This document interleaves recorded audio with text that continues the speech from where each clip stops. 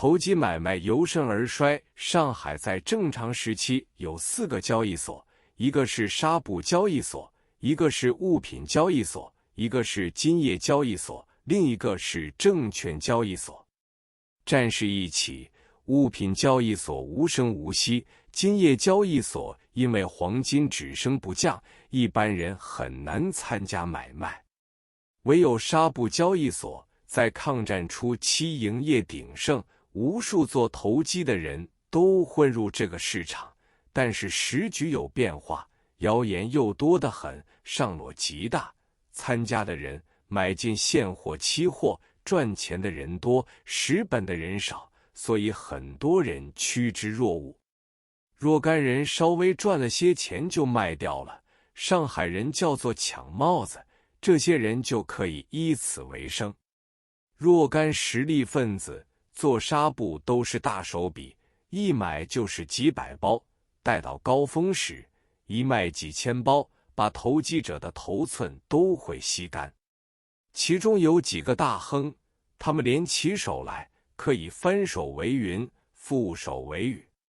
这班人还专门造谣，一会儿说和平在望，说的煞有介事，纱布就会狂跌。而韦府的重要人物也参与其事，一会儿来一个什么禁令，纱布就大跌特跌；一会儿宣布暂缓执行，纱布又大涨特涨。这些要员也赚了不少钱。还有银行已经变质，没有人再去存钱，因为币值贬得快，储蓄银行竟无业可做，老百姓所有的钱财都去做投机，于是每天涨起来，1倍2倍的涨上去，跌下来5成8成地跌。有几件有趣的事，也不妨说说。前面说过，在纱布投机中出了3个大亨，因为他们能操纵市场，同他们敌对的一方就用绑票的方法把他们绑出租界。有个人在绑架时抵抗了一下，被人一枪击中脑袋，性命丢了。还有2个大亨被绑到漕河泾，喂以牛粪，要他们在买卖时同某某几方面一致行动，然后由其家人交付巨款，方才释放他们。还有一件事情，吴四宝当时也参加做纱布，他做的是多头，不料空头方面拼命抛货，市价连续跌了3天。因为吴四宝做的数目实在太大，他竟然亲自到场，带了无数枪手，勒令拍板的人只需喊高不许喊低，所有在场做纱布的人个个不敢出声，由他去涨。吴四宝一面又叫几个大户强迫买进，这是天大的笑话。但是纱布交易买进卖出数字极大，只有富有的人可以参加，于是证券交易所兴起新的交易规则，参加买卖的人小额也可以成交，所以参加的人一年多过一年，因为币值贬得快，赚钱的人也一天多过一天。在抗战的最后1年，证券交易所变成了一个庞大的赌场。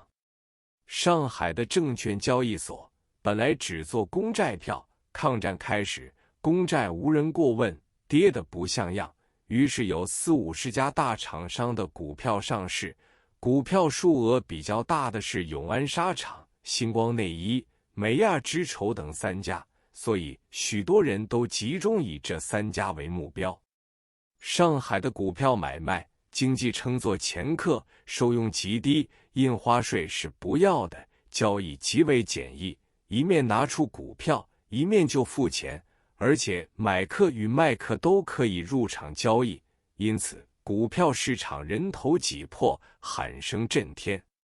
从前上海人穿的都是中装，少数人穿西装，在这个市场中，一件中装大概10天半月的时间就会被挤破，一身西装也只能维持一个短时期就破了。由这一点就可以推想到当时上海股票市场的热闹与混乱。有许多朋友平常只是一个白领，到了这个时候都辞去原有职务，到股票市场去抢帽子，上午买进，下午卖出，赚的钱是打工仔的好几倍。其实，像星光内衣之类，海外的业务早已断绝，3天涨1倍，5天涨1倍，全是人为的因素。但是就为了股票市场的狂升猛涨，令币值一天天地跌下去，有人想到手头放着储备票等于呆子一般。1944年，中央储备银行的万元钞票上为正面，下为背面。但是有一个现象还算好，小户人家不参加这种投机，一味囤货、囤火柴、囤洋烛，样样都可以赚钱。不像香港有一个时期，理发师、汽车司机、女佣和开电梯的人都买股票，所以那时上海的股票买卖受害的人还不算最多。为了写这篇文字，我打算要找寻几张旧时上海股票做插图。曾经访问过一位著名上市股票的厂商，想借一张旧时的股票，但是他老人家却说，当股票疯狂上涨的时候，市价胜过实际价值数十倍，所以一张都没有留存。足见当时的厂商自己尽管做经理老板，而股票却是一张都没有的。到了最后，因为政局变迁，全部股票不值1文钱。沙胚黄某终于被杀，随着币值一天天低落，纸币的流通量越来越大，10元、100元、1000元的钞票早已不知去向，搭电车、买香烟、买火柴都以万元为起点，钞票面额上的圈子一个一个圈加上去，生意人往来成亿成兆也不足为奇。家庭间买米买菜都要成捆钞票才买得到，但是还是不够，印制钞票的机构日夜赶印，市面上仍不敷应用。银行往来就想出一个办法，施用拨款单。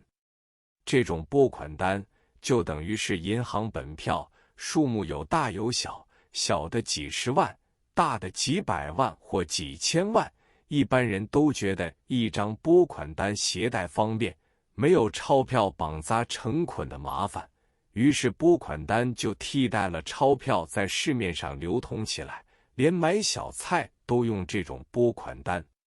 但是有些不识字的人，拨款2字读不清楚，竟说成八卦单。有些人互相谈话，你欠我多少万八卦单，无形之中倒替永安堂做了广告。后来影响所及，连上流社会讲话也说成八卦单。在抗战8年之中，最发财的一行就是银行。早期银行以吸收存款为主要业务，少的定期5年，多的定期10年。好多人一生心血存上3、5、7千，到期取款，连一包香烟都买不到。